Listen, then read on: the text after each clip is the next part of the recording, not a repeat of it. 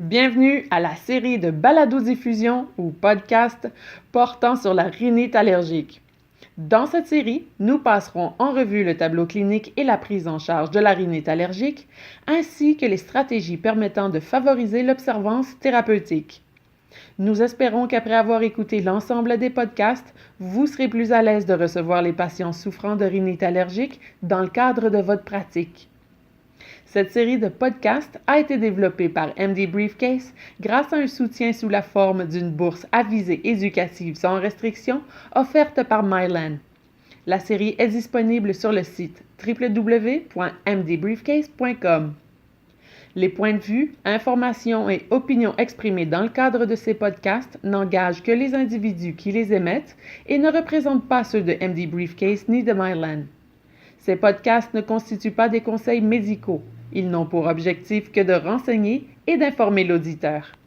Joignez-vous à nous pour souhaiter la bienvenue au Dr Jean-Nicolas Boursicot, allergologue et immunologiste de renom, dans cette discussion sur la prise en charge de la rhinite allergique. Bienvenue de nouveau, Dr Boursicot, et merci de vous joindre à nous pour le 3e et dernier podcast de cette série. Pouvez-vous mentionner quelques-uns des défis thérapeutiques les plus courants auxquels doivent faire face les patients? Un des problèmes rencontrés dans la gestion de la rhinite allergique est que nombreux sont les patients qui sous-estiment leurs symptômes. Plusieurs d'entre eux utilisent des corticostéroïdes intranasaux au besoin seulement. Ainsi, ces patients ne vont pas bénéficier de l'avantage maximal qui est relié aux corticostéroïdes. Dans quelle mesure l'inobservance et l'arrêt du traitement sont-ils courants parmi les patients qui souffrent de rhinite allergique? Tel que mentionné, beaucoup de patients sous-estiment leurs symptômes ou les traitent de façon inadéquate. Les patients vont préférer prendre des antihistaminiques par la bouche car l'effet bénéfique est quasi immédiat. Mais peu de patients se sentent complètement asymptomatiques après les avoir utilisés. Ils auraient donc intérêt à prendre des corticostéroïdes intranasaux. À mon expérience, plus de 50% des patients ne sont pas compliants à cette médication.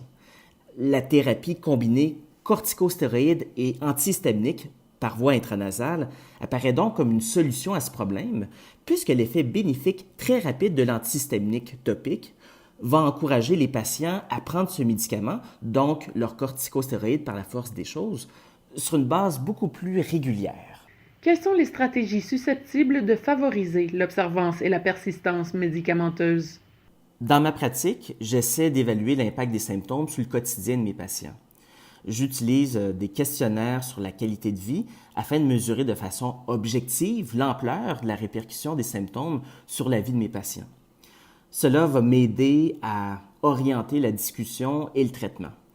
En effet, pour mes patients aux prises avec des symptômes très invalidants et répondant très peu à la thérapie de base, les vaccins de désensibilisation, donc l'immunothérapie, sera proposée. Les vaccins d'allergie peuvent être donnés par injection sous-cutanée, mais également par voie sublinguale, donc sous forme de comprimés, et ce pour certains allergènes tels que les graminées, l'herbe à poux et les acariens. Mais pour revenir au problème de compliance, il faut comprendre, en tant que médecin, que nos patients ne prennent parfois plus les traitements proposés car l'intensité des symptômes parfois va dépasser ce que le traitement de base peut apporter comme soulagement.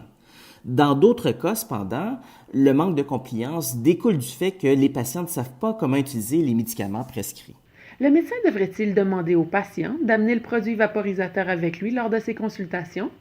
Il revient au médecin prescripteur et aussi aux pharmaciens de démontrer l'emploi du corticostéroïde intranasal afin de s'assurer que nos patients vont en retirer le maximum de bénéfices et ce, avec le moins d'effets secondaires. Rappelons qu'il est primordial que l'embout du vaporisateur, une fois placé dans le nez, soit dirigé de façon opposée au septum nasal afin que la vaporisation ne vienne pas irriter le septum. Personnellement, je rappelle à mes patients que les corticostéroïdes intranasaux ne sont pas des décongestionnants. Ainsi, les effets bénéfiques peuvent prendre plusieurs jours à apparaître. Existe-t-il d'autres idées fausses qui devraient être mentionnées? Beaucoup de mes patients sont corticophobes.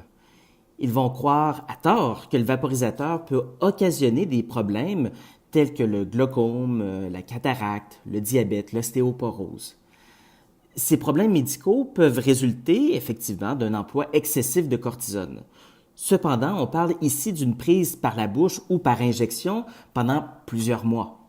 Il a été démontré de façon très claire que l'absorption de cortisone dans le nez n'a aucun impact réel sur les autres organes. Finalement, j'aime faire réaliser à mes patients qu'une bonne prise en charge de leur rhinite peut également amener un meilleur contrôle de leur asthme. En ce qui concerne les stratégies favorisant l'observance, quelles autres mesures recommanderiez-vous? Pour tirer un bénéfice maximal de toutes les thérapies employées pour le contrôle de la rhinite allergique, il faut évidemment diminuer son exposition aux irritants de l'environnement, comme la fumée de cigarette ou la fumée de cannabis. Les patients qui souffrent d'une rhinite d'intensité modérée à sévère vont tirer profit d'une thérapie de combinaison qui allie à la fois la prise quotidienne d'un corticostéroïde intranasal et un antihistaminique. Merci pour votre écoute. N'hésitez pas à vous rendre sur www.mdbriefcase.com pour écouter les autres épisodes podcast.